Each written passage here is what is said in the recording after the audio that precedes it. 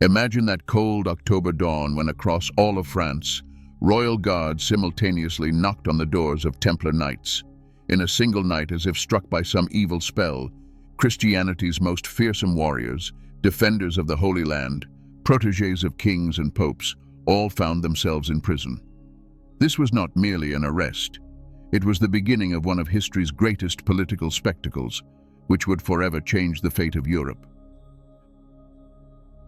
When the Order of the Temple stood at its peak in the 1300s, no one would have thought that in a few years it would all end terribly. These white-mantled knights bearing the Red Cross had been Christianity's elite forces for more than 200 years. Jacques de Molay, the Grand Master, who at 65 years old stood at the head of the order, led an institution that was wealthier than many kings and more powerful than numerous empires. The Templars' fortress in Paris was not merely a stronghold. It was a true financial center where Europe's kings stored their treasures and where the most modern banking system of the contemporary world operated. But how did they get here? We cannot understand the Templars' story without looking back at what they created. When Hugues de Pin and 8 companions founded the order in Jerusalem, they were simple protectors of pilgrims. But as the years passed, the order grew into such a massive organization that it managed 9,000 castles, fortresses, and estates throughout Europe. In France alone, they had more than 900 estates, and the Templars' fleet consisted of more than 20 ships that constantly transported goods across the Mediterranean Sea. Philip the Fair, King of France, who at 40 had long since settled accounts with his adversaries, now faced a new challenge. His country was financially ruined. The Flanders War, in which he lost 100,000 men, had emptied his treasury. The devaluation of gold and silver coins brought no solution either, and there stood the Templars with their wealth, their independence, their pride.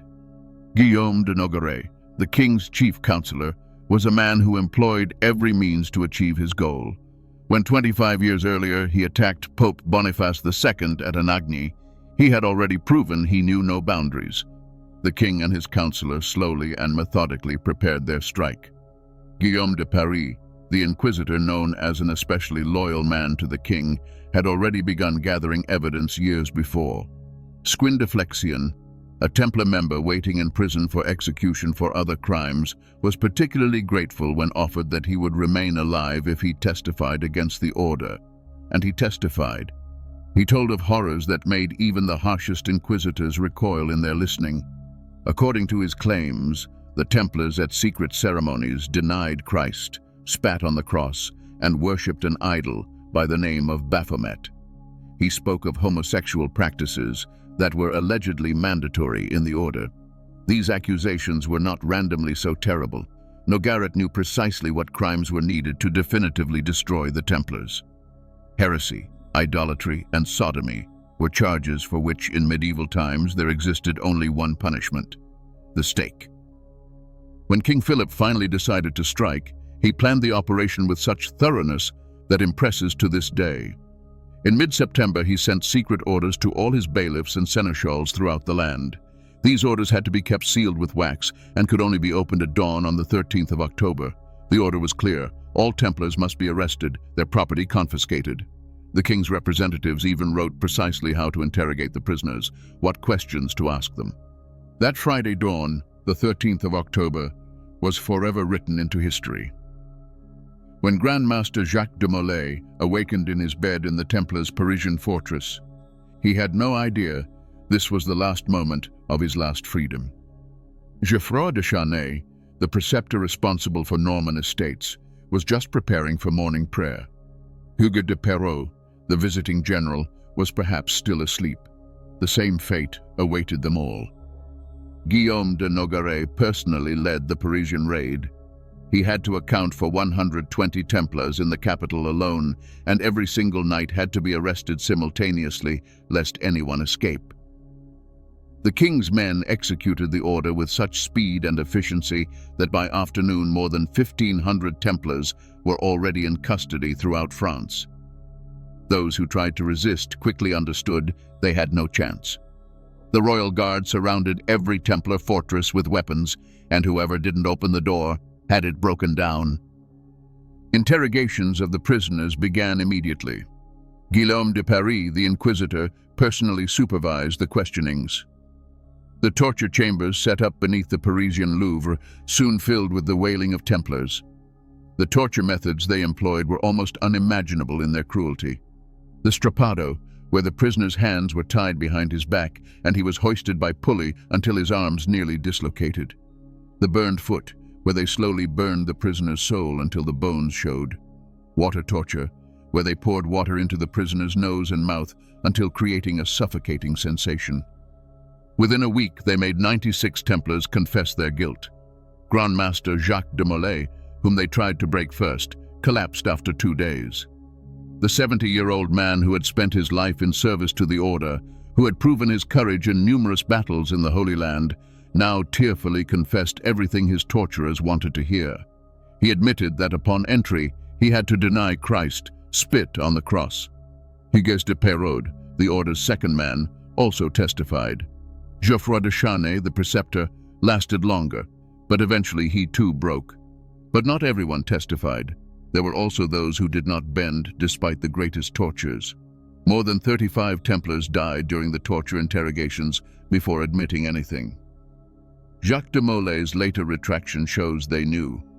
The testimonies were borne falsely under duress. "I confessed what they wanted to hear," he said later, "because I feared the torture that killed so many of our brothers." If you like this story and want to learn more about the greatest mysteries of the Middle Ages, subscribe to the channel. Every week, we bring new exciting adventures from Europe's legendary past. While arrests were taking place in France, Pope Clement V sat in Poitiers and was initially shocked by the news. The Pope, who had ascended to the throne the previous year under King Philip's pressure, now found himself in a difficult situation. On one hand, the Templars were directly subordinate to the Pope, and only he could decide about them. On the other hand, King Philip's pressure became unbearable. Bertrand de Got, who as Pope took the name Clement V, knew. He owed his throne to the French king, who had worked for years to get him onto St. Peter's seat. The Pope in late November issued a bull ordering all Christian rulers to arrest the Templars in their own countries. English King Edward, Aragonese King James, and others reluctantly obeyed. In England, when the Templars were arrested, not a single knight confessed anything. The English King's Court scribe recorded, "Without torture, no one confesses any crime." But in France, the situation was different. The following year, the investigation continued. More than 320 witnesses testified against the Templars, though most of them were former members who had been expelled from the order for various offenses. Others were simple people who had never seen the orders functioning from within. The ecclesiastical council that Clement V convened to examine the charges met with 740 Templars, who all retracted their earlier testimonies. Pierre de Bologna, the order's lawyer who had himself been a Templar, brilliantly defended his brothers. He proved that the testimonies arose under torture, that the accusations were absurd and contradictory. He pointed out they had testified about things that were physically impossible. When 608 appeared before the council to defend the order, it seemed perhaps there was hope after all. But King Philip was not idle. In May, on a beautiful spring day, the king's men unexpectedly appeared before the council. Philip de Marigny, the king's man, announced 54 Templars were heretics because they had retracted their testimonies. According to church law, relapsed heretics faced one punishment: the stake. The next morning, on the outskirts of Paris, 54 stakes burned simultaneously. Pierre de Bologna also died at the stake, loudly shouting until the last moment that the order was innocent. The executions provided a horrible spectacle. The chroniclers recorded that the knights sang hymns even in the flames, and no one begged for mercy. According to one eyewitness, they died with such courage as if they had prepared for martyrdom their entire lives. This cruel act broke the defenders' backbone. Of those who still remained alive, few dared to continue defending. Pope Clement V finally yielded to the pressure. At the Council of Vienne, which took place in the presence of more than 300 bishops and cardinals, the Pope announced his decision. He did not formally condemn the order, that would have been too risky, but simply dissolved it. The bull he issued was carefully worded, not by judgment, but by apostolic providence. He dissolves the order. This meant he did not find them guilty, but nevertheless terminated their existence. The Templars' property was theoretically to pass to the Hospitallers, but in reality, King Philip and his lieutenants confiscated most of the estates. The king finally rid himself of his debts. He owed enormous sums to the Templars. Now, with a single stroke, he erased these debts and even enriched himself from it. Estimates indicate the Templars' total wealth was as large as 5 times France's annual budget. But what became of Grand Master Jacques de Molay and the other leaders? For 7 long years, they awaited their fate in their prisons. The Grand Master, who had once been one of Christianity's most powerful men, now languished in a dark cell, shackled, barely receiving food. Geoffroy de Charnay, Hugues de Perrot, and Geoffroy de Gonneville waited with him for their sentence. Finally, on a cold March day, after 7 years of captivity, the 4 leaders were brought before Notre Dame. The cardinals wanted to read the sentence, life imprisonment. But then something unexpected happened. Jacques de Molay, who was already 73 years old, suddenly raised his head and spoke. His voice, which had been silent for 7 years, now rang clearly across the square. "Enough of the lies," he cried. "I confessed crimes I never committed because I was cowardly, because I feared torture. But the order is innocent. It always was innocent. Before God, I declare, the Knights Templar of Christ are pure, and always have been pure." Geoffroy de Charnay stood beside him and also joined in. "Our brother speaks the truth. I choose death rather than continue lying." The cardinals were astonished. Philip de Marigny immediately reported to the king what had happened. King Philip did not hesitate. That very evening he gave the order. The 2 relapsed heretics must be burned the next day. They did not wait for the church decision, did not request papal permission. The king simply had them executed. The next afternoon, on a small island on the Seine, 2 stakes were erected. Jacques de Molay and Geoffroy de Charnay went to death together. The chroniclers report that the Grand Master remained calm until the last moment. When the flames embraced him, he cried out once more, "God knows we have been unjustly condemned. Calamity will strike those who condemned us. God's vengeance will not be delayed." Legend says the Grand Master summoned them within 1 year before God's judgment seat, and the legend came true. Pope Clement V died a month later from severe illness. King Philip in November during a hunt fell ill and died a few days later as well. Guillaume de Nogaret, the plan's inventor, died even earlier. Even Inquisitor Guillaume de Paris did not long survive the Grand Master's death. Of course, these deaths do not prove the existence of a magical curse, but contemporaries understood it that way, and the Templars' legend became even stronger. Many order members joined other knightly orders, mainly the Hospitallers. Others simply returned home to their villages and tried to live normal lives. But the memory of the Templars did not die. During the trial, several thousand documents were created, which are still preserved in the archives today.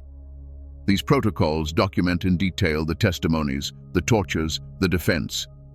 Modern historians have analyzed them, and today it is clear the Templars were innocent. The charges had political motives, the testimonies arose under torture, and the entire trial was fabricated. But why did Pope Clement V allow this to happen? The answer is complex. Clement was a weak pope who owed his throne to Philip. The church was then in crisis. The previous pope, Boniface VIII, had quarreled with Philip, and Nogaret's men tortured him at Anagni. Clement did not want the same to happen to him. Moreover, the Templars truly represented a problem. They were an independent army in the heart of the Christian world that no one could control. Many European rulers would have been glad to be rid of them. The liquidation of the Templars left a deep mark on medieval Europe. With the Order's demise, the Church lost one of its strongest military arms.